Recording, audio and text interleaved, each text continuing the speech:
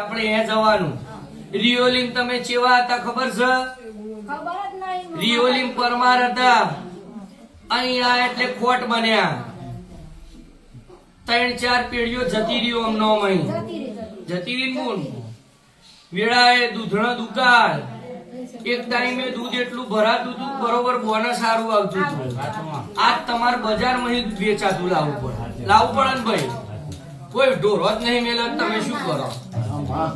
હા હારામ હારી ભેંસ લાવે તો પછાડીને મારી નોછી નહીં માન્ય છે ના માન્ય છે એ ગજુ મારામ છે.